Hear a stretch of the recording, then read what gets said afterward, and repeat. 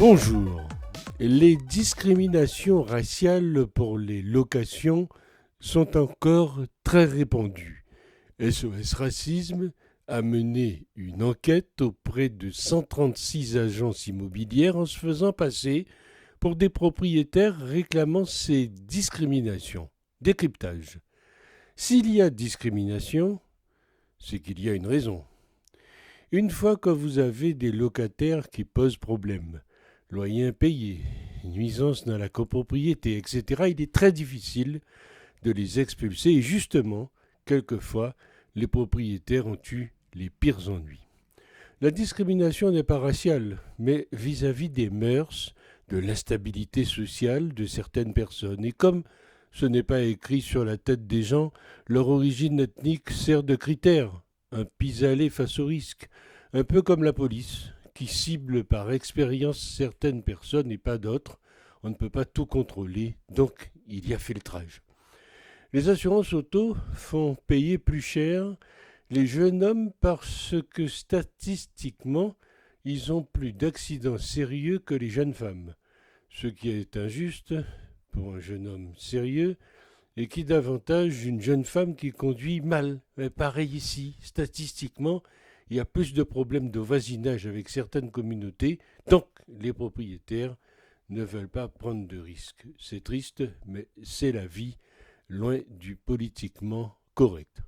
Et donc, ça étonne encore, ça. Qui maintenant voudrait louer son appartement en sachant que les gentils discriminés, une fois le bail signé, se feront un plaisir de ne rien respecter, de vivre en vase clos et de ne payer le loyer avec la bénédiction d'associations bien pensantes.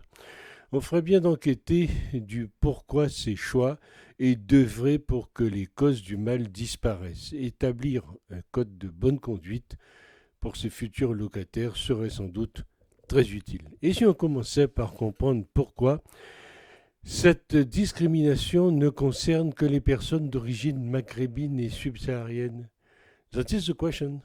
À mon avis, les Asiatiques ne sont pas concernés. Si certains individus de certaines communautés ne faisaient pas si souvent la une de nos journaux, les autres membres des dites communautés ne seraient sans doute pas discriminés.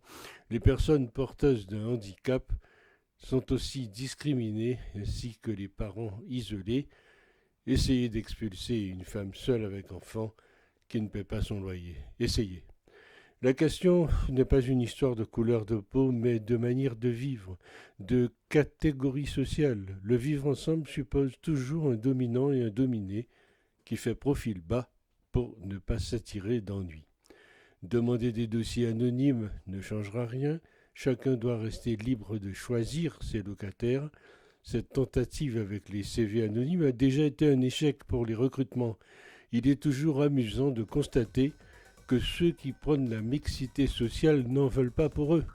La discrimination ad vitam en fonction de la couleur, l'origine, le sexe, ceci ne pourra jamais créer de société viable.